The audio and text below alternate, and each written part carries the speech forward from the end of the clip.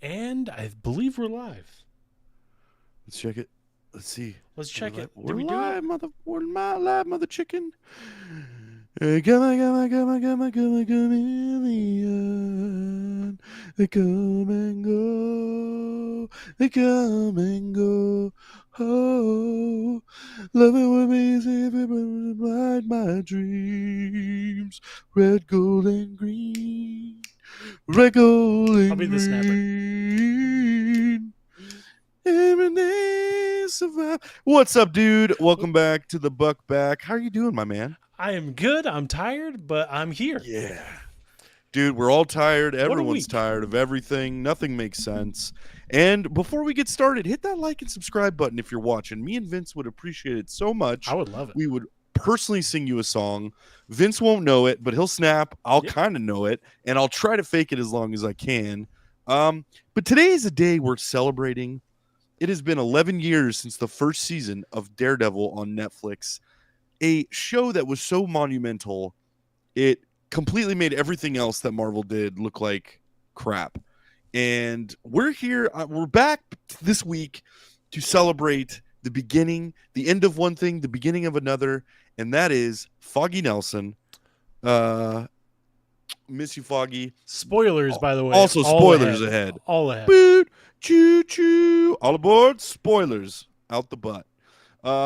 Dude, Daredevil Born Again is on Disney Plus. They announced this a few years ago. I think the collective audience went, I don't know. I don't know if we should be doing that. We've had a mixed bag of bringing Daredevil and Kingpin back to the screen. The first appearance of this duo was Kingpin and Hawkeye, which came out on Disney Plus. I personally love Hawkeye. I know a lot of people hated that show. Thought it was great. It's like really a Christmas staple every year. It's a Christmas movie.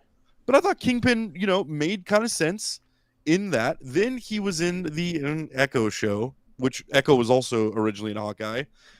Didn't really make sense. Was obviously just a shoehorn because they didn't think that Echo could carry her own show, and they were right. I don't even know what Echo is. I don't remember. Echo is a show based on, if you remember Hawkeye, Echo was kind of the villain, kind of, there's a gray area. I'm a villain, but I have a reason for it, a good reason. Okay. And they gave her own show. It was delayed for years. Came out, they released all the episodes, and dead on arrival. Nobody watched it. I watched the first 3 episodes and said, nope. Daredevil was in that. There's a fight scene between Daredevil and Echo. Not a good show. Not captivating. Really is a part of the new Marvel where just like you could tell they had an idea, and then somewhere along the lines they were like, this isn't going to work. Let's completely reshoot it, or let's chop it down. Daredevil and Matt Murdock shows up in Spider-Man No Way Home as counsel. I believe the implication is that Happy Hogan brought him in to counsel Peter Parker. Great little cameo. The pop was huge when he showed up, and it was like the first, okay, Matt Murdock, Charlie Cox's Matt Murdock is a part of the MCU. I think if there's ever been any Marvel characters or Marvel, performance or characterization, whatever you want to say, I think Charlie Cox as Matt Murdock Daredevil and Vincent D'Onofrio as Wilson Fisk Kingpin are the most worthy. In certain aspects, they are better than the MCU. I think it's a perfect pair, dude. I watched the first 2 episodes. I know you watched the first 2 episodes. I did. And I got thoughts, and I think you have thoughts too. So let's get right into it. Let's give the people what they want. It sounds good. Interject applause here. Snaps. All right, dude. Episode 1, what did you think? Coming in, you're sitting down, you're watching it. What did you think of the first episode of Daredevil? Well, I came into it and just was like, okay, yeah, I want to see what this show is going to be. Snuck up on us a little bit. The first 10 minutes, oh my God, dude. Yeah. So good. Yeah. I remember watching it, and it might just be me, and I haven't heard anyone talk about this, but I feel like the music pairing for that opening scene kind of like I didn't care for it. I don't know how you felt. You did? I felt like it was because it's a reimagining of the Netflix music from the Netflix series, his theme from the Netflix. Well, no, series. I mean like the actual, like, this is nitpicky, but not the intro music, but the music in the background when they're at the bar and stuff. It felt kind of hokey, and I was like, oh, what's going on here? But once 3 minutes in, when shit started popping off, I was like, oh, Okay, okay. Yeah. this is this is exactly what I'm looking for. Yeah, I mean, I definitely agree with you. The opening sequence is kind of discombobulating a little bit because here are the three friends. You know, I did a recap of all three seasons. I really wanted to I watch all three tried, man. seasons Yeah. leading up, and it's just so much time. So I did the what's that YouTube channel that we really like where they do really good recaps and they do Easter eggs and Oh stuff. man, I was trying Ah, I wish to. I had the name for it. Yeah. But it's really good. You don't know what I'm talking about, but it's really good. Anyway, he did the recap of everything that Daredevil has been involved with. So Spider-Man, Defenders, She-Hulk, all that stuff, covered all of it and caught you right up. So I was ready to go. Man, I got to say, the opening 10 minutes, it's a little weird. The bar scene is weird. They're showing us characters we've never seen before. And I was a little bit like, what is going on? It's like way too jolly and happy. Yeah, And maybe that's you what I know, was thinking. nothing's really changed from like the last time that we saw. And then all of a sudden, dude, when Bullseye comes in, the way they portrayed Bullseye, number one, they also, I think they do a really cool job of presenting Matt's powers and him being blind, but the way his echolocation kind of, and the way he can hear things and sense things was really well done. You know, the opening fight scene was good. It was a little CGE.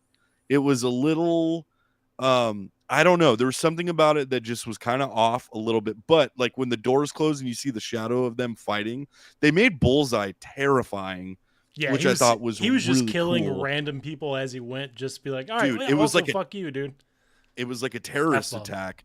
And it was like, yeah, let's limit those F bombs, bro. This is a Disney Plus family show. It's really not. There's plenty I of get F bombs in heated, this dude. show. Um, But the way that he comes in and he just starts throwing knives and Matt's just getting stuck and he's like, ah, and he's like this primal scream. And then like the way, it was a little weird the way that like Foggy's hitting on the chick at the bar. Then he goes outside and he's on the phone. Matt hears it because there's some pacing.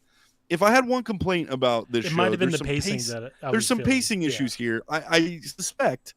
So this show was basically shot they were going to do something completely different. They basically shot the whole series and then went back and were like, no, we're going to make it a continuation of the Netflix series.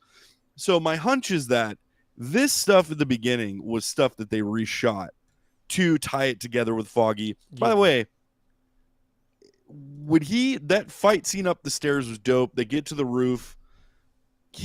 By the way, before all this happens, Bullseye blanks Foggy, shoots him in the chest. Foggy dies in Karen Page's arms. And then this fight ensues between Daredevil and Bullseye. And dude, Matt and Karen simultaneously feeling like Matt's emotional outburst and Karen's emotional outburst. Like she's like pleading to God, like please God, and like looking up and like sees Daredevil. All that was great. The emotional beats were great. Foggy dies, which he's not dead. That's my bold take. Number one, it's not a bold take. I don't know if you've been reading. There was an interview that was done with Brandon Davis from Phase Hero, where the two directors, they're shooting season 2 right now. Yeah. And the two directors blatantly tell him, oh yeah, Foggy and Karen are back for this season. Yeah. So Foggy's not dead. Well, it could also be throwback, like flashbacks is what I don't think so, so dude. many things do. Elektra was brought back. Bullseye was brought back. Bullseye was obviously given some kind of power because Matt kills his ass and then he comes back. So don't forget that like the roots of this series is based in the Hand, whose whole thing is immortal, bringing people back to life. And Elektra was literally brought back to life. Yeah. So I think we're going to get into some gray, foggy area, pun intended there. But I think, and then the show gets going and then you skip forward a year. And then it does this really cool thing where it just like, and again, it instantly made me want to go back and watch the original series. But the parallel stories of Matt and Kingpin, dude, and your comment, when I watched the second episode, your comment last night, because we were texting about it a little bit, about how they're telling the story of these two broken individuals and how like you have Wilson Fisk and Matt Murdock, but their alter ego is Daredevil and Wilson Fisk, which are basically the same coin with two different sides. There's a different way of saying that. But and basically how they're trying to carve these new paths away from these alter egos. The scene in the diner was great between. Yeah. I don't have enough good stuff to say about the performance of Charlie Cox as Matt Murdock. I mean, he is Matt Murdock from the comics. Vincent D'Onofrio, I even tweeted it. This is how much I love this performance by Vincent D'Onofrio. I tweeted him and I said, dude, your portrayal of Wilson Fisk is both comic book accurate and completely Vincent D'Onofrio exclusive. Like, he makes it his own thing while still making it absolutely perfect to the comic books. I would say the exact same thing about Charlie Cox.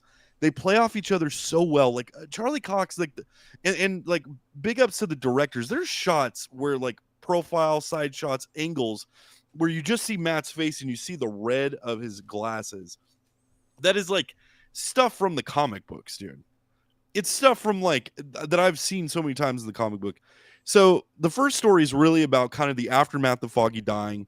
Matt gives up the mantle, which is not really a new plot point that we haven't seen before. He's tried to give up the mantle before. Yeah. And at first I bucked at that, but then they really earned it, in my opinion, by really making it a compulsion. It's like anybody that struggles with a demon, like consistency is the hardest part about shedding a habit or quote unquote demon or addiction or anything else like that. And it's almost like for Wilson Fisk and Matt Murdock, these two sides of them are like these addictions that they try to shed. And there's just situations in life that pull them back into it. And really you see that in episode 2. But anyway, that's my episode 1. They also introduce new characters. I don't understand like what so James Gandolfini, the guy that played Tony Soprano, his son is in this. Yeah. Michael Gandolfini, he plays the young kid that's helping Wilson Fisk. I get the sense that he's going to have a bigger purpose. Yeah, but right same. now in the story in episode 2, I'm just like, why is he there? Like, he's kind of annoying. I think that's kind of the point. Hopefully that pays off. But episode 1 is basically about him. Karen moves to San Francisco. Matt takes on a new kind of role in this new attorney. What's it called? Legal firm.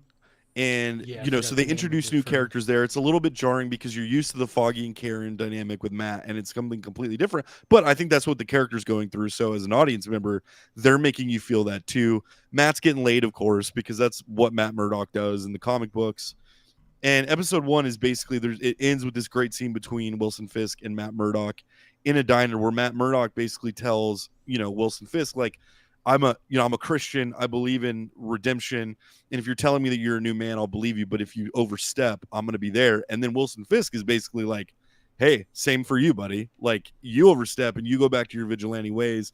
And he refers to him as the other man or the other guy. And he just, so good. It's so good. What do you think, dude? You pretty much summed it up completely. Sorry. No, you're fine. And then what I was going to say earlier is when you were talking about they find a way to like work in the fact that his senses are heightened. Since he's blind, he can see other things. Yeah. Or like rather sense other things. What I felt like they did really well in this is it a new series? The continuation series? It's a little bit of both. It's kind of an amalgamation. They're definitely continuing the Netflix storyline and continuity, which I think they should. I think that's the right 100%. Call. It was the best thing they like. Out of all of the Netflix Marvel series, this and The Punisher were like the standalone great series that Jessica did. Jones. Jessica Jones season 1 was fantastic. And then they got to Luke Cage and Iron Fist. Yeah, and it was like, Iron whoa, Fist was they took rough, their foot dude. off the gas. Yeah, which I forgot how rough some of those were. I was looking back and I was doing like the original series recap, and the one that I watched, unfortunately, like I didn't see season 3, I don't think, and they kind of just blew past all of that. And it seems like this series, obviously, since it was the last season that they're taking from, there's a lot of stuff that I missed, so I might go back and watch season 3 right now. I would definitely advise go back and, if nothing else, and I'll send you the link to the one I watched. Because I didn't even know who Bullseye was. So the first 10 minutes of this and all this stuff happening, I was like, oh man, who's that guy? Turns out there's history that I was unaware of. Yeah, and they like Daredevil in the comic, or I'm sorry, Bullseye in the comics is terrifying, and they do a really good job of portraying that. I'm with you. I don't remember much about him from season 3 because it's been so long, but I would advise go back and watch it for sure. Yeah, I'm definitely going to. But what I was going to say is the way that they changed the aspect ratio of like Yeah. him focusing in on things this this season is incredible, dude. Because they used to do like the weird, like it would like turn red and he would see like these weird outlines of things Yeah. in the past series, and I didn't really care. Like it looked cheesy as shit. But the way that they just manipulate the screen for you to see what he's focusing on in this one, I absolutely loved. The whole fight scene up the stairs and how it's all supposed to be like one shot. It seems like they had such success in that season 1, episode 2 fight scene where it's just 10 minutes of him fighting in the hallway. They keep going back to that. I'm fine with that, dude. Keep doing that. Yeah, and I hope there's more of it, you know. It's kind of like the trademark of the show. And the fight scenes and the fight choreographer, that whoever's in charge of that is killing it, dude. Pun intended. Yeah, it's a little tough, like when you make the series about a superhero and you don't see him in the superhero outfit doing what the superhero, you don't, because the first 2 episodes, that first scene is the only time you see him as Daredevil. I was about to say, the rest of the episode is kind of like, it's not slow, like it's obviously building up to stuff. Yeah. And I'm glad that they released the 2 episodes, because if they just released that 1 episode, other than that first 10 minutes, there's not really much more I can go on. There's the performances of him like talking to Fisk and obviously story building, but I'm so glad that they included that 2nd episode. Well, because it all builds till the end of the 2nd episode. Right, and so much of it is you know, the performance beats are so good that it carries the show, which is impressive to do. It really is, dude. Most people just like, let me see him in the suit, and I'm that way, you know, in certain aspects. And I know he's got different colored suits in this one that pay homage to like some of the other suits from the comics. So I'm ready to see that. But let's get to episode 2. Episode 2, you know, is really about, you know, the one thing that is a little weird is Wilson Fisk. Like, you know, I think it parallels the time we live in, and I think it, you know, especially in New York, you know, how people are kind of sick of the way New York has been run. Yeah. And so the concept of a Wilson Fisk, you know, going from this kingpin to the mayor of New York, I think the commentary there is like, hey, there's not much difference between a kingpin and a politician, which I like. But I thought it was a little bit of a rush job to have him win the mayor seat. I feel like it maybe could have taken a little bit more time to get there. But again, there's also 3 seasons where they've been showing you who Wilson Fisk is. But I wish that it would have, you know, because the turn from people, you know, but it also does a good job of showing, like, you know, when he gets out and he like tells he's going somewhere and there's a pothole that they're filling, and he gets out of the car and he talks to the you know, the head guy, the contract, whatever the term is. Yeah. The head construction worker guy, like, fill this hole. And the guy's like, well, we were waiting for permits. He's like, consider it done. Yeah. You know, and he's like, that's how easy it is. Yeah. You know, and like, of course, people are videoing everything. So they do a good job of portraying like the modern, you know, nothing's done that doesn't go on social media. So second episode, someone in the background, whenever they do that, screams the F word. Did you hear it? Yeah. Yeah. So I'm fine to drop the F bomb on this YouTube video. Well, okay. I get 1. YouTube doesn't really care for that so much. Okay. So well, Disney you're really just keeping us, you're holding us back. Okay, That's well, fine. Bleep it. You know, I don't want to do that either. I'll just let it ride. Whatever. Okay. I'll let the chips fall where they may. All right. But episode 2 is really kind of the aftermath of him winning the mayor seat. And it's also about, you know, they introduce this character of the White Tiger, who's another comic book character, and this guy who accidentally kills a police officer because he's defending a guy in the subway. He's out of costume, but Matt Murdock is in the police. He's in the police station and he hears this guy getting beat on by these corrupt cops. And so he goes and he tells him that he wants to represent him, and then finds out later that he's the White Tiger. So episode 2, you're right, is really great. And it just, they introduced the Ben Urich's niece, who's kind of this vlogger named BB. And my question is does that stand for Ben? Yeah. Well, Fisk even asked her and she said it's just BB. And then the fact that who's the guy that she's related to? Ben Urich. He's the reporter from season 1. That Fisk kills. Yeah. So that's wild, dude. The guy that plays White Tiger is no longer with us, dude. Yeah. He passed away in, I think it was 2022 or 2023. 2023, dude. So they do an in memoriam at the beginning, which, what a bummer, dude. What a bummer that is. Man. Obviously, the loss of life is a bummer. It's always a bummer, yeah.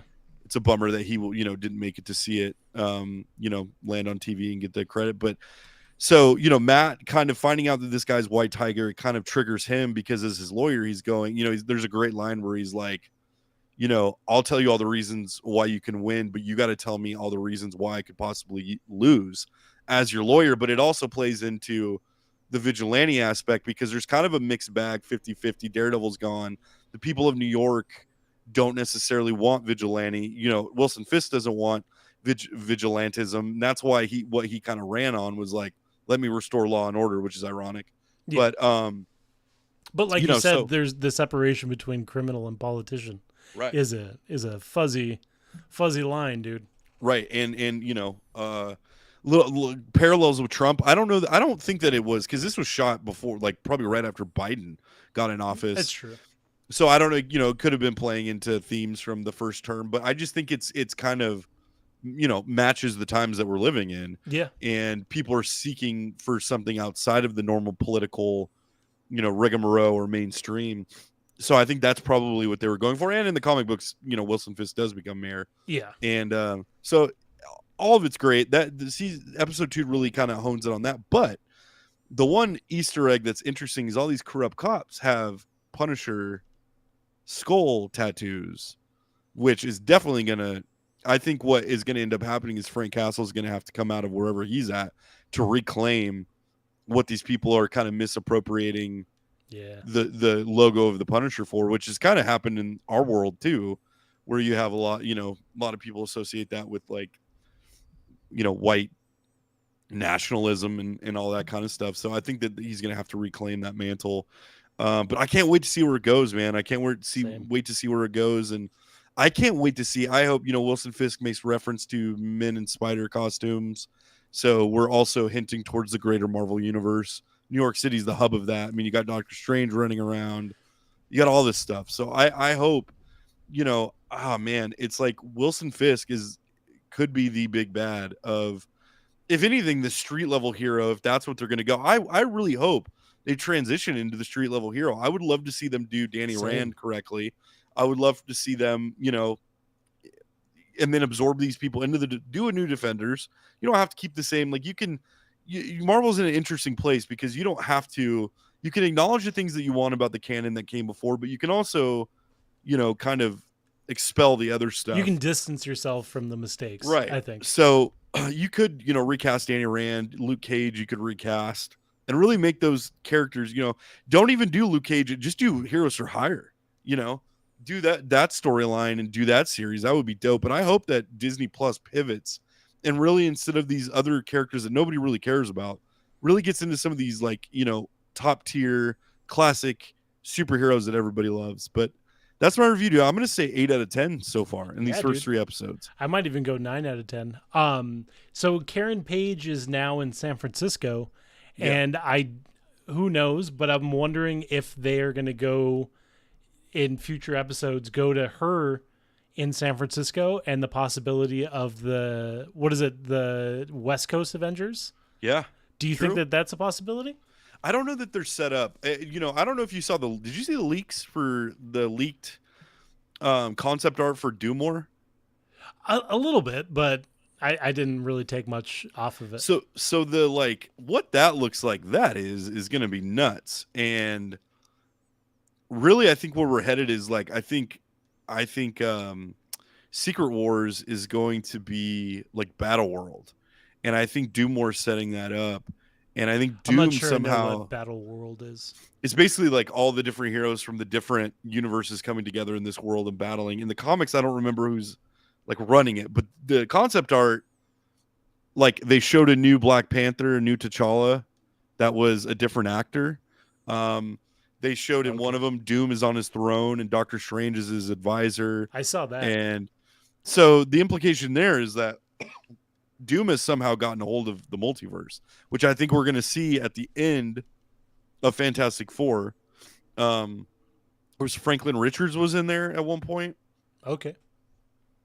Bunch of stuff, dude. There's stuff with Hulk and She-Hulk and his son Scar in what looks like Planet Hulk or, from that storyline. I don't know. I think Doom War is going to be nuts. Are there talks of Planet Hulk being? Yeah, okay, because that'd be sweet. Well, if they did that, that could also be an extension of Doom War and Secret, setting all that stuff up. So sky's the limit. I think that Marvel has a real opportunity here to pivot Mm-hmm. get everybody back on board. They also have an opportunity to take these characters that nobody really cares about, and with the correct writing and direction and proper storyline, they can really redeem a lot of those characters and make them endearing and maybe one day be beloved. I don't know. I think at the end of Secret War, you're gonna have to reboot the whole thing, because I don't know where you go from that. How you get bigger than that, I don't know. I think they're gonna have to reboot it, scale it back. But I'm loving this series. I'm glad Daredevil's back. I'm glad that Charlie Cox and Vincent D'Onofrio get another shot, because they really are fantastic. I mean, the caliber of performance, and just, I mean, Matt Murdock, the way he plays blind is perfect. Yeah. And you believe it, right? And he's a British guy, and his accent is American accent's perfect. So anyway, 8 out of 10 for me. You're going to go 9? Yep. I'm going 9 out of 10, and I hope that they don't resurrect Foggy, dude. I think they will. I think they will at some point. So the Punisher is supposed to also come back in this series, right? Yes. Do you think it's going to be a big part? And is there any talks of another, like a Punisher series coming out? Because I completely somehow forgot about that series, and I was watching. I think I got halfway through or further of Daredevil season 2, and I fell back in love with the Punisher, and now I want to watch the Punisher series again, and I want more, dude. The Punisher series was good, but it was so dark that it's so, I loved it's it, tough to watch, you know.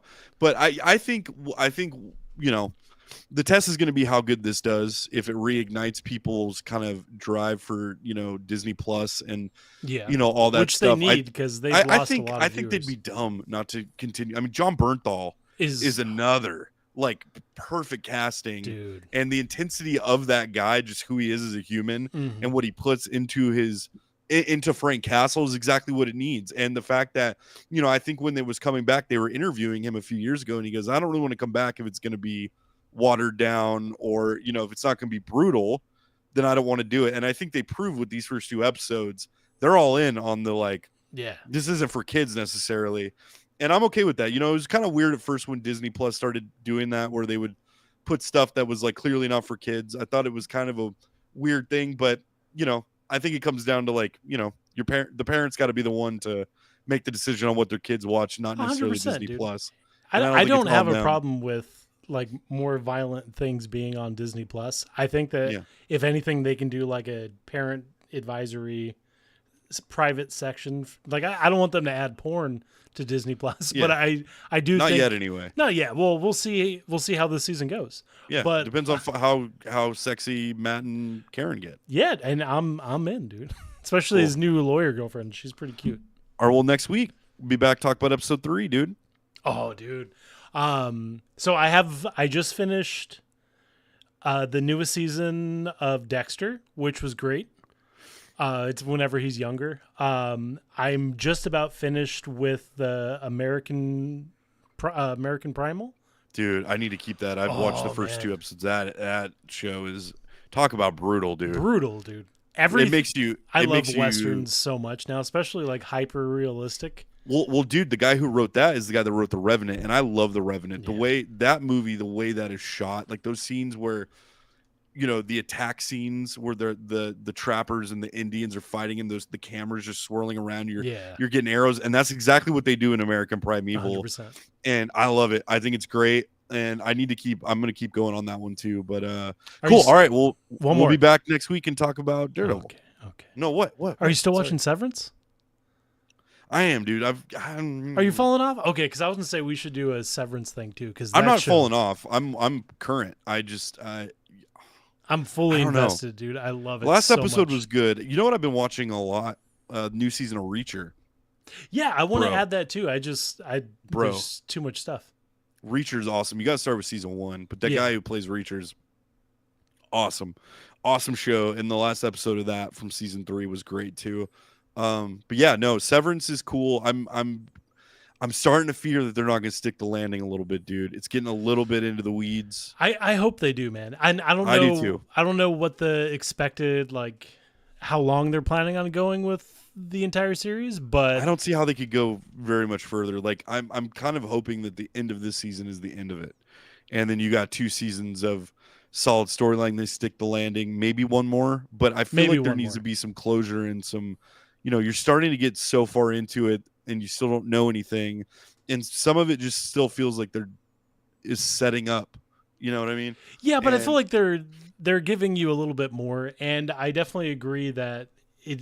Someone else broke this down, but that the show is so good currently that its only downfall is to have all this build up to just completely fail. So they have a lot resting on their shoulders, and I hope they don't mess it up because so far it's the perfect TV series. I absolutely love it, and cool. I can't. Well, I we'll can't see wait. where that goes. Maybe at the end of the season, we can just do like a full recap and talk about it. It's like way too extensive for me to even attempt to break down everything. After I watch an episode, I give it like 24 hours, and then I watch the 45-minute breakdown of each episode. We were trying to think of the of course.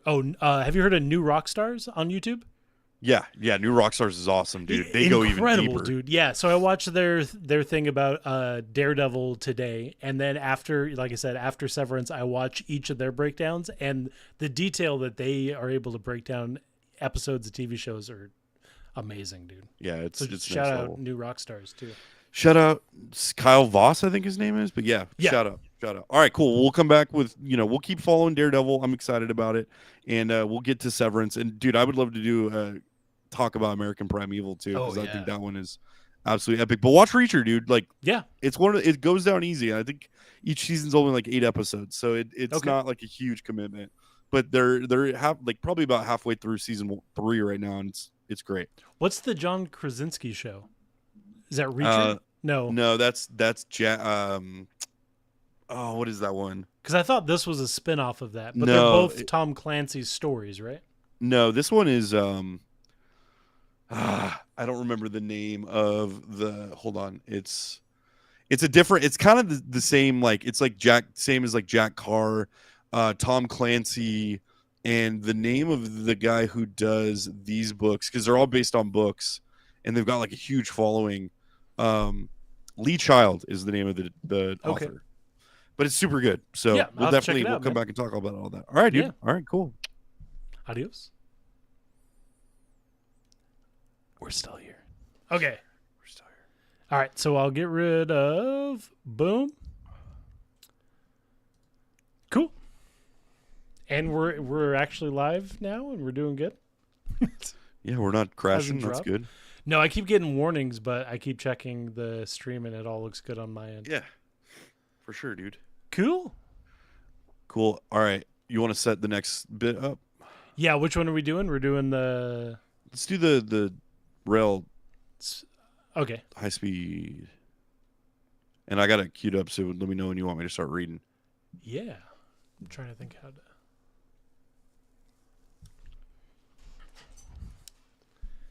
Hey, dude. How you doing? Hey, dude. No song this time. We're just going to go all right, no song. I won't sing this time, even though I know you love it. I do. Well, give me a little bit. What song pops in your head? Mr. Postman.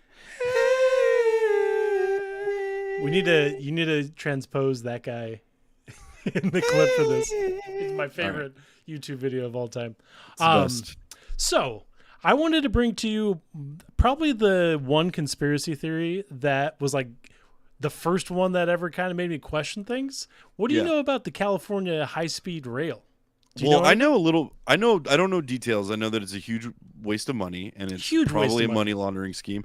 I've seen this firsthand. My wife is from Fresno, so when we lived in Orange County, we drive up to Fresno a ton, and I would see the areas that they built or lack thereof. I mean, it's been pretty stagnant, but like I think it's like Bakersfield or Merced or one of those that it goes through all of it. Yeah, there's like platforms for it, but there's just been no progress made on it. So I've seen it with my bare eyes, but I don't know the details. And I know that you brought in some details. Yeah, I brought in some details. I posted them so you could read them because I feel like you have a better narration voice for all of this. Okay. Maybe not narration, but you can. I do watch a lot of Forensic Files, so I'll try to do it to my best friends. No, I won't do that.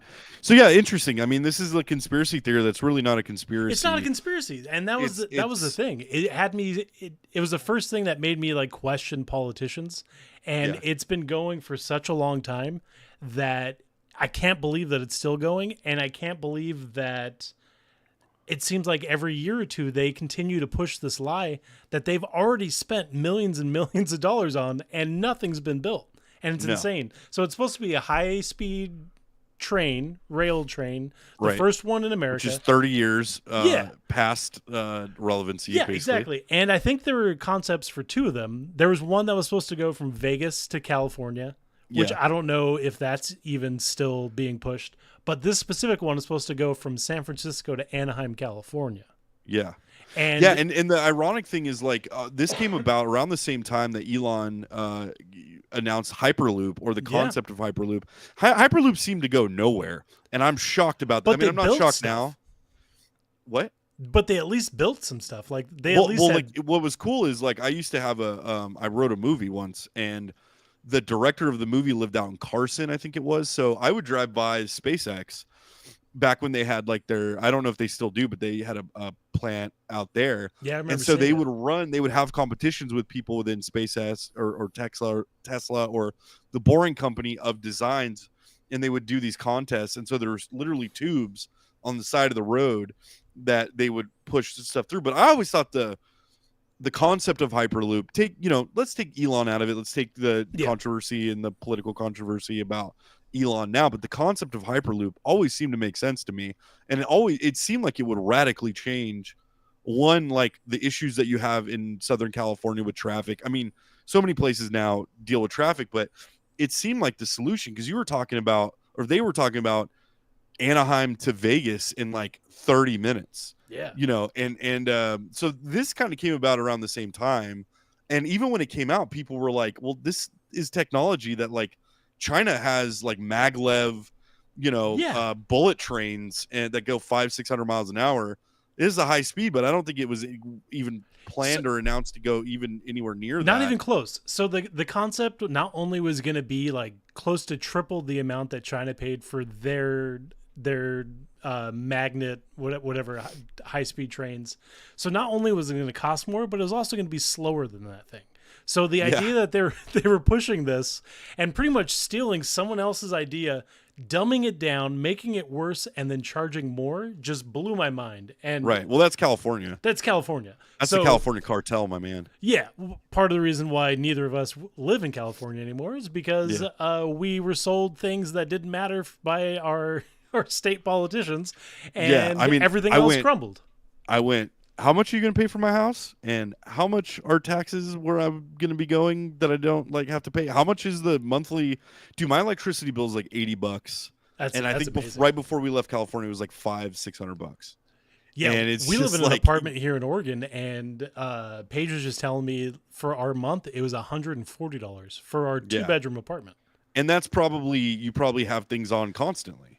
Well, I just set up an apartment today, and I was on the phone with SCE, Southern California Electric, or Southern California Edison, and the guy, literally, they have tier packages where they're like, when do you think that this person's going to use the most electricity? I'm like, I don't know. He's like, well, you can do if you're doing during the, like, have them if they're going to, like, wash their clothes during the day, because they're going to pay more in the evening. I'm like, what? Yeah, like, who lives their life like that? So anyway, it's you insane. pay out the ass in California for everything, including your utilities, and then they'll have rolling blackouts, or they'll tell you, during the water shortages, you can't water your lawn from this date. It's insane. Or whatever. Yeah. Which I never watered my lawn anyway, so I never really cared. But for the power thing, my sister was talking. They own a house in California, and she was telling me about the plan that they have where the electric company shuts off their electricity for certain, like during the summer, for certain hours of the day, and they allow you to choose which hours they're going to shut off your electricity. And it just blew my mind, dude. And she's like, oh yeah, it's going to save us money. And I was like, I understand it's going to save you money, but your electric company is not giving you the option. Like, I'm sure you could opt out, but there's probably a fee to opt out. Dude, so for 2 hours a day, you have to live in a dystopian future. For 2 hours a day, I don't know if it's still a thing, but for 2 hours a day, they would just be like, okay, well, it's outside time because we don't have electricity. So as a family, it's unreal. And they do all this stuff that's like, oh, well, wind turbines and solar, but it's like, dude, all of the energy that's being generated anywhere is being generated by fossil fuels. Yeah, it's That's cool. the thing that doesn't make sense, is like, that's the part that they don't tell you. And before we left, I don't know if this is true, I don't know if this is still the plan to be implemented, but before we left, there was talk that they were going to change the structure of the utilities to where you didn't pay based on, or you didn't pay based on your usage, you paid on how much, where you were at in the tax bracket. So basically, the people that made more money would cover more for the people that made less money. And who that screws more than anybody are people that have opted. Like my next door neighbor put solar panels on his house. Yeah. Well, good luck. It doesn't matter anymore if they do No. that, you know? Which So is probably I don't know why how they they're don't pushing it. I don't understand, other than the state of California backs these, the SCE, and they subsidize all this stuff, but also up north is what is it, PG&E. Yeah. And I won't say too much about them because I know people that are close to me that work for them, but that's another one. It's like they've had all these fire issues, and the state was going to sue them. They went in the back room with Gavin Newsom, and then came out, and Gavin Newsom was like, "We're not suing you anymore." Yeah.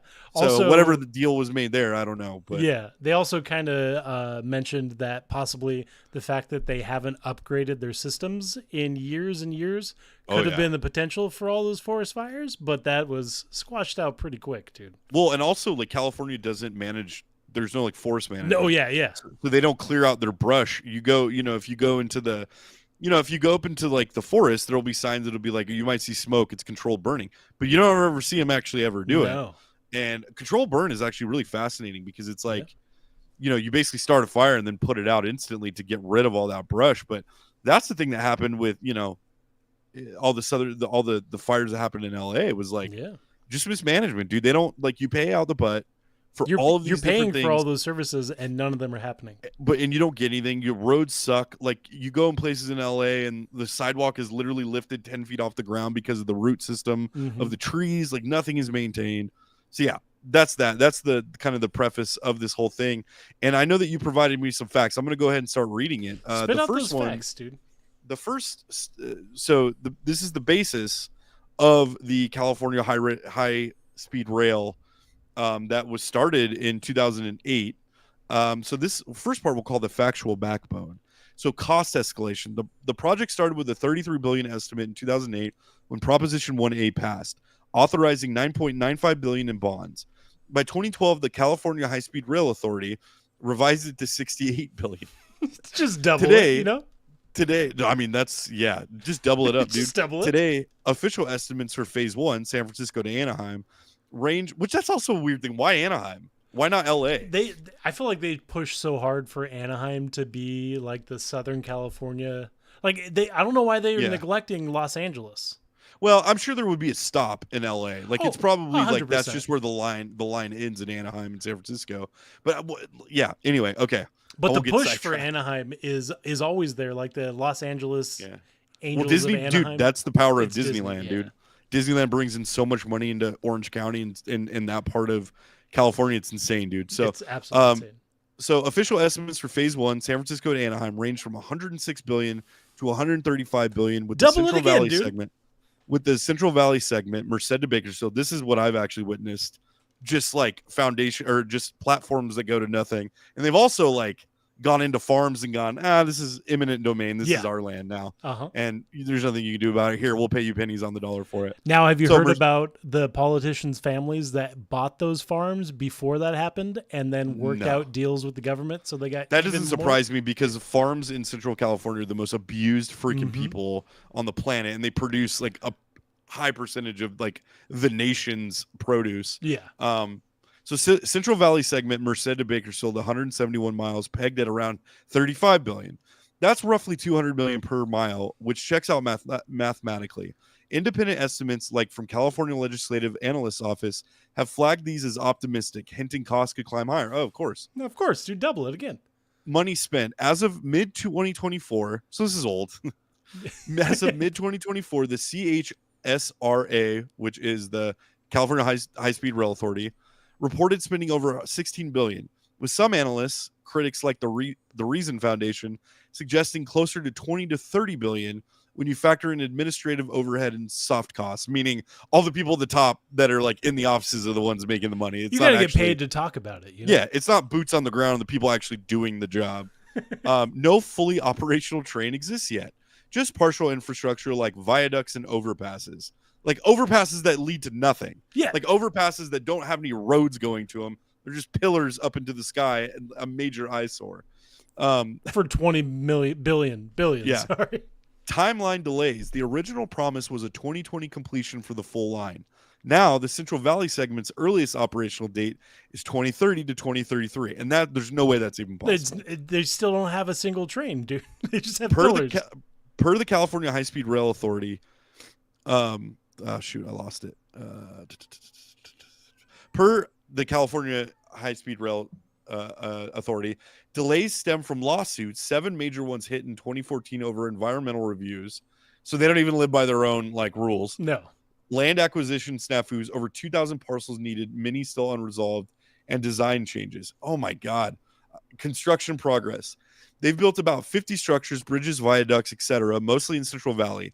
The 14,600 jobs figure aligns with the CHSRA's economic impact reports, though critics argue many are temporary or padded stats. Jesus. Federal funding. The Biden administration did allocate $6.8 billion via the bipartisan infrastructure law, with potential for more. So he's paying off all his buddies in California, the Pelosi's of the world. Trump-era officials, including Transportation Secretary Elaine Chao, criticized it heavily, and Sean Duffy, current secretary as of 2025 in this timeline, is indeed reviewing it per decent DOT statements. Jeez. So it's just a web of shit. It's just a web of shit. It's just an entangled web of shit that they're never going to get out of. Criticism and oversight. Trump called it it's a disaster. It's a disaster. And over budget by billions during his campaigns. Direct quotes from 2019 and 2024 rallies. The California peer review group's 2020 report warned of financial unviability. Kevin McCarthy is pushed to redirect funds to water infrastructure. Oh, why would you do that? You don't need water in a desert. Funds to water infrastructure, a consistent stance since his House days. He's gone, so what do you think doesn't even matter? Oh, yeah. Ridership and purpose. CHSRA's own revised estimates cut ridership projection by about 25%, from 31 million to 23 million annually by 2040, reflecting doubts about demand for a Merced-Bakersfield route. Why? Because there's nothing from Bakersfield to Merced. There's nothing after Bakersfield until you get to Fresno, and even that's arguable. Critics, including Amtrak itself, which they have, a stake in this, 100%. Note it overlaps existing surfaces. So this is not anything at all. So after that, I also sent a breakdown of the politicians that are pushing it and the people that have been maybe giving them a little nudge to continue to push it for some kickbacks, dude. Ooh, this is really where it gets real dicey. Yeah. These are the big names still cheerleading this runaway train, even as it bleeds billions and delivers squat. Gavin Newsom, governor of California, advocacy. Newsom's been the poster boy for this project since day one. In January 2025, he was out there crowing about new track laying phases and tying it to his economic blueprint for LA, claiming it's a jobs machine and a green dream. He's hitched it's not a green dream in the creation of it, which is why they're being sued. They're being sued for destroying the land that they're building on. Also, what tribal lands are they fucking with? But he's hitched his legacy to this thing, even as costs skyrockets past $135 billion. Back in 2019, he scaled back the full San Francisco to LA vision to focus on the Central Valley, but he's still begging for federal cash and private bucks to keep it alive. So now they're not even going to make it functional to where it's needed from San Francisco to LA. Now it's going to be in the middle of the state where it's just going to drop you off into the desert, dude. But dude, it's going to drop you off in Tulare, where there's a train exhibit, and then the rest of it's farmland or crime. Dude, insane. Crazy. Financial benefit? No hard proof he's personally pocketing cash. His campaigns, though, flush with donations from construction unions and firms like Tudor Perini, who scored fat contracts, $3.6 billion worth by 2023. The California Labor Federation, a pro-rail heavyweight, has funneled millions into Dems like Newsom over the years. Coincidence? You decide. Ooh, I like the editorial there. Yeah, it does a good job. Thank you, Grok. The next person is Brian Kelly, former CHSRA CEO, stepped down in 2024. But he doesn't have a dog in this fight. Oh, no. Advocacy. Before he bailed, Kelly was the rail authority's top dog, pushing the full speed ahead line despite admitting funding was shaky. He lobbied hard for Biden's $6.8 billion in 2023 and was begging for more before the Trump administration started sniffing around in 2025. Financial benefit. As a state appointee, Kelly's salary, around $400,000 a year, came from taxpayer funds tied to the project. No evidence of direct kickbacks, but he's landed a cushy gig after stepping down, reportedly consulting for a transit firm. Connected? Maybe. Dude. So no kickbacks other than the $400,000 to be the head of something that's not even. Well, he's consulting, which means nothing. That is a kickback. Nothing. Like, that's not a job. That's where you're like, hey, dude, this is crazy. It's insane. The third is Nancy Pelosi, former House Speaker, still influential.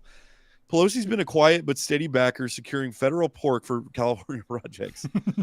She's helped push Biden's $6 billion infusion into 2023 through her House clout. Even out of the Speaker's chair in 2025, her San Francisco roots keep her in the game, touting that the rail as a transformative win for her district. Financial benefit. No direct payouts, but her family's real estate holdings in San Francisco could soar if the rail ever hits there. Her nephew, Lawrence Pelosi, worked for a firm linked to the rail contractors in 2010s. Sketchy, but not a smoking gun. I always heard that her husband, Paul Pelosi, was also like vested in construction companies that were wild. 100%. And then that's the family line that owned property that completely went alongside where this was going to be. That way, whenever they had to purchase the land, they could purchase it for more than these people purchased it in the past. Crazy. Scott Wiener, allegedly. Scott Wiener, who's a state senator, not only has a great name, but also advocates for pedophiles. A sweet laptop too, right? Wiener's a loudmouth for sustainable transit in Sacramento. In 2024, he co-authored bills to lock in cap and trade funds expiring 2030 for the rail, arguing it's critical for climate goals. He's still at it in 2025, pitching public-private partnerships to save the sinking ship. Financial benefit. No clear evidence he's cashed in personally. Yeah. His campaign gets love from environmental PACs and unions tied to rail jobs. $50,000 from the California Democratic Party in 2024 alone, which gets rail money from those same sources.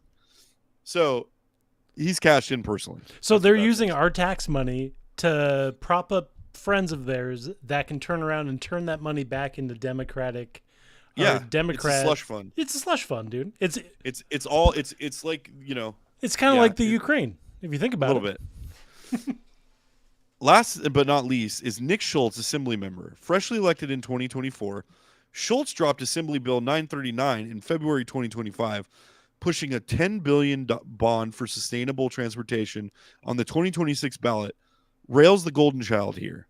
Sorry, sustainable transportation on the 2026 ballot is the rail's golden child here. He's framing it as an economic lifeline for Central Valley towns. Financial benefit. Yeah, but why would people be going to Central Valley? That's the thing. Nobody's going up from anybody that's going from LA to San Francisco is going from LA to San Francisco. They're only stopping in Tulare or Merced to get gas or take a piss. And even then, you go as far as you can, so you don't have to stop there. But if there's a high-speed rail, you're going to want to be dropped off in the middle of nowhere. Crazy, dude. This is unreal, dude. This is crazy. But okay, so to cap it off, financial benefit. Too new to have a paper trail, but his district, Stanislaus County, overlaps rail construction zones. Oh, local. I wonder if that's why he won. Local contractors and unions are already cozying up. Watch this space. Dude, like reading this into the context of what just happened with all the wildfires and the fact that they gave people $700 checks and are now telling them that they can't rebuild without adhering to environmental guidelines. Dude, this whole thing is like California does not have a bright future. I love California with all my heart. These Democrats have completely destroyed it. And they've been the same, 4 families have been running it since the 30s? Dude, they've destroyed it so hard that I don't know that you can come back from it. And they're continuing to do it. It's insane. What did it say has been spent so far on it? Like 20 expected to be $23 billion on something that hasn't even been constructed, dude? Well, they spent over $16 billion, suggesting closer to 2023. So $23 billion. And they have absolutely nothing to show for it. Other than the money backing their campaigns. Yeah, the unions, their campaigns, construction companies that are connected, friends lobbying and family groups working on the project. It's money laundering, dude. It's insane. It's money laundering. Yeah, I mean, I'm gonna keep watching this. I love California. I love California with all my heart, dude. I wish California wasn't this way, but I just don't see a way out of it. You know, I don't see a way that they're gonna be able to continue on after these fires, all this stuff that's going on. No, there's no checks and balances. So that's what allows for all this is people can just write their own checks and can, and now you have like all the industries that were in California that made California what it is are now leaving. Mm-hmm. They're going to places like Texas and Florida. They're going to places like Idaho. The film industry is not even in Hollywood anymore. I've got friends. One of my really good friends who's an actress told me, you don't even audition. You can't even, there's nothing to audition for in LA. Like a lot of it's moved to Georgia, right? Well, production has moved to Georgia. Texas is putting in a huge push, and they'll get it. Texas will get it. Vegas is too, right? Sean was saying Vegas, something. Texas, Georgia, London, Toronto. Yeah, all these places because they all of their tax incentives went away. Yeah. So they're too stupid to even keep the things that keep the industries theirs. And now they're pushing out all these companies. X is out of there. I think Tesla's out of there. I think SpaceX is leaving. You have Apple is like investing big into the country, so they're probably going to be moving plants. It's just it's insane, and it's sad to watch. It is sad, and it really is. California is one of the biggest economies in the world, and they're just giving it away. And they're what they're doing is they're ransacking it. They're robber barons, dude. Mm-hmm. They're cracking open the casket and they're taking everything that they can for themselves, and it's going to leave that place a desolate wasteland before they're over. And but I'm gonna keep watching this, dude. We got to keep checking in on this. Yeah, because it's only gonna get worse, and I hope it doesn't. I hope it doesn't either, man. I hope that with these fires, it changes who gets elected and who these people that they're putting, in charge. Because if it keeps going, you don't have very much longer for the whole thing collapses and everything becomes Stockton. But like all of these fires, all of these fires are a big thing, and hopefully it causes change. There's been so many other things within the past 10 to 15 years that have been major problems, and they continue to vote in these same people. So at this point, it's like, well, you're kind of getting what you're voting for, and you continue to do it.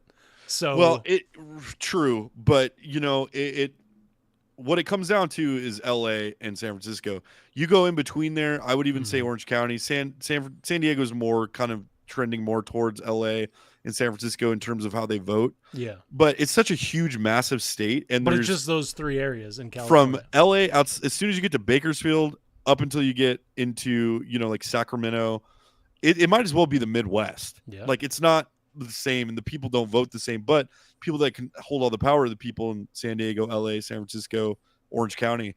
And they determine what happens with the state. So hopefully, all these richy people that were hit with all these fires that are the ones that are voting for this continuously because they don't have to worry about financial impacts or what industries are leaving.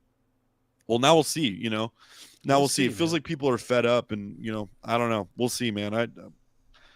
I root for California, dude. I hope it comes back, man. I'll be there next week. So I'll give you a rundown of what it's looking like. Try to find those high-speed rail lines, dude. Oh, dude, it's not hard to find. I'll take a picture of them.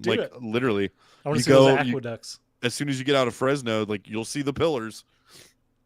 It's insane, dude. That was good. Yeah. All right. It's a bit wordy. Thank you for reading that. I would have slaughtered that. That was edifying, dude. I don't know much. I don't know the details around it. I just know everybody in Fresno and the Central Valley hates that shit, and they hate all the politicians. With good reason. All right, yeah, we'll do this last one. Yeah. Okay. Do you want me to pop it up now, or do you want me to wait until you introduce it? You can wait. Okay. By the way, anyone that's watching, it says we have 2 viewers. It's probably us, but one's me. Thanks for watching, Eli. Thanks for watching. We got up to 3. That's we'll take it. And we lost it quick. Very superstitious, writing on the wall. Hey, man, I want to take this opportunity to come out to you and all of our followers and all of our viewers. I knew it. I am an ecosexual, and if you don't know what that is, it means a man that shares love with a tree or something in the ecosystem. I'm guessing that can include animals. I hope not. But I ran across... I was scrolling X, and X is the Wild West, and you see wild things. So I don't know how true it is, but I thought it was funny. If you want to pop that graphic up, Yeah, go ahead and snap. the headline. Dang. So a woman identifies as ecosexual and says she's in a relationship with an oak tree. So Okay. that's pretty self-explanatory. I don't know how involved or how in-depth this relationship is. I don't know if you can marry. Like, could you legally marry a tree? Depends on what state, I imagine. I have a few questions. I would imagine it would depend on the species as well. But Yeah. the first thing that came to mind is like, what's the tree thinking about all this? He has no say, or the tree has no say. Who knows if it's a he? I mean, I don't know what this woman. I'm guessing this woman probably is rubbing up on a tree, enjoying her time with the tree.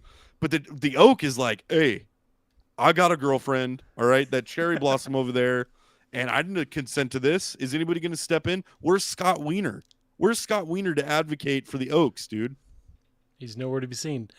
Is this tree on her property? Do you have details of the story? Is the tree I don't. on Literally, her property? This is. I don't even know how true this is, but I just thought it was hilarious. And honestly, in the parlance of our time, I buy it. I believe that it's true. I unfortunately do believe it as well. Do you remember the story of the guy that was having a relationship with his car? Yeah. Did you ever see the follow-up on that? He got run over. No, dude. He took his car to get fixed somewhere at a mechanic, and then whenever he came back, unfortunately, the car was destroyed.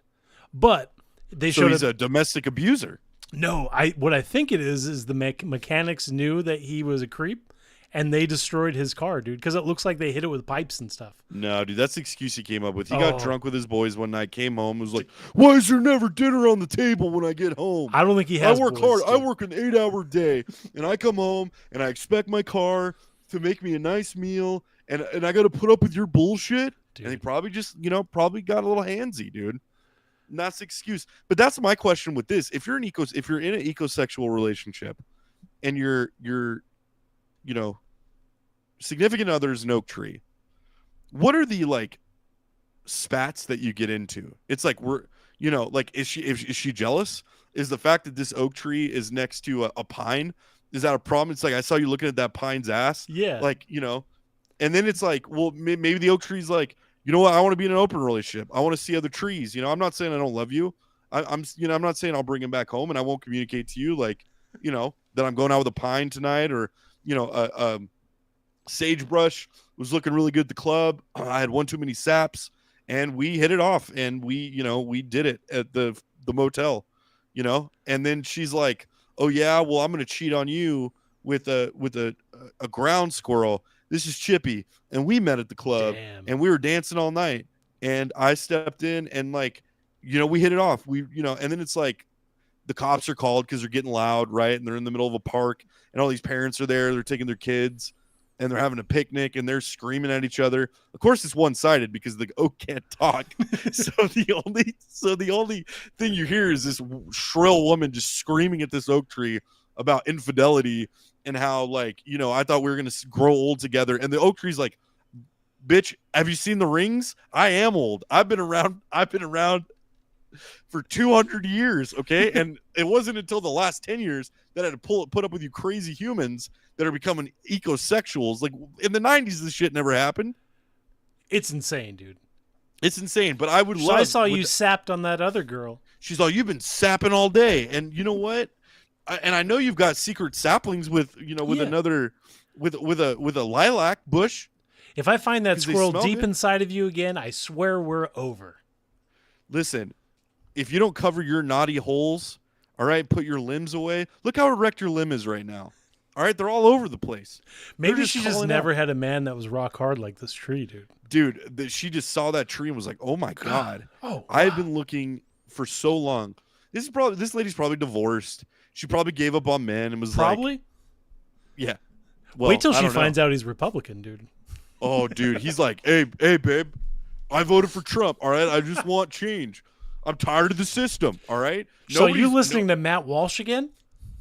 She's like, yeah, he's like, yeah, I'm a Ben Shapiro guy. All right. I don't agree with all of his stuff, but he's close to Israel. But guess what? Like, he's smart. I don't agree with everything he has to say, but I do find his opinion. I'm not a single issue tree. All right, I don't vote based on one. Have you seen the lack of forestry that's going on? We got to vote different. This country's going to hell. All right, vote different. It wasn't this way with Grover Cleveland. All right, when I was a young man. Dude. Can you get? Will there ever be a follow up to this? Are we able to find out who she is? I'm going to I'll search it out tonight. I'll go to ChatGPT and have it search it for me. I wrote a sketch once that was about a park ranger coming home and finding his wife in bed with Smokey the Bear. I remember that one. That was good. This reminds me of that, where it's like, you know, like or maybe like she wasn't divorced. Maybe her husband like went out to the park one day for a jog and he just saw his wife grinding up on an oak tree and he's like, "Oh my God, what are you doing?" And she's like, "Sorry, Howard, I'm an ecosexual. Like, you just don't do it for me. I've been trying to tell you that things have been different and you don't listen." So you didn't even see the. He's like, "I thought the splinters in your ass were from those That's what you told me. They were from the bleacher seats at Timmy's game. All right, I didn't know you've been hitting it with an oak tree." Now, I do wish that there was another picture of the tree, and it would be really funny if there was like a sawed-off branch that was like 3.5 feet from the ground. Dude, that's the oak tree's like, "Listen, babe, all right, I got a lot of needs. Have you seen how many limbs I have? Yeah. You only satisfy one of my limbs. All right? And then that's like in the winter, you're nowhere around. As soon as my leaves die off and fade, like you're gone. You take off. All right? So yeah, like if I hook up with some woodpeckers from time to time, you know what? That's my choice. And yeah, I listen to Matt Walsh, okay? Andrew Tate. All right, he's got some good ideas. Sure, he's a human trafficker. Whatever. Prove it. Like, you believe the Romanian government, as they're not corrupt? What have the Romanians ever done? His brother's smart, okay? They have Lamborghinis. There were already cam girls. He just made them more profitable. The oak tree's like, "I also have an OnlyFans. Yeah, it's called Only Limbs. Okay." Ooh. I hope this story Dude, ends... maybe that's a new website idea for ecosexuals. Only Limbs. Or only blooms, or only blossoms, or I mean, there's if people are going to start hooking up with trees, the business opportunities for you and me are endless. But I'm going to follow up on this. I'll bring it back. If you're an ecosexual, let us know. Write in. We'd love to have you on and talk to you about, what is it like? Do you ever get talk back from a tree? Do you ever have to go to couples counseling? Have you guys ever gone to a fight? Have you ever gone home late? And she's like, "God, you're out with your friends an awful lot." And he's like, "I don't move. I'm here I'm rooted literally in the ground. My root system goes on for miles. Where have you been?" I want to know what the better type of tree is to date. Like, are there specific types of trees? You think so? Oh, redwoods are the Adonises of the ecosexual, but you can't hold them down. That's the thing about redwoods, dude. It's like they're so erect that they go on for days and they're strong, and you can't stop them. I think I'm more of a sequoia man. If I was going to pick, I love that all the any viewers we had are like, "I'm out of here. We're out." All right, dude. I think that'll do it. I think we should end on that note. I think we've said enough about ecosexuals. We've said more than I thought we would. Listen, I support ecosexuals. If you're an ecosexual, do you?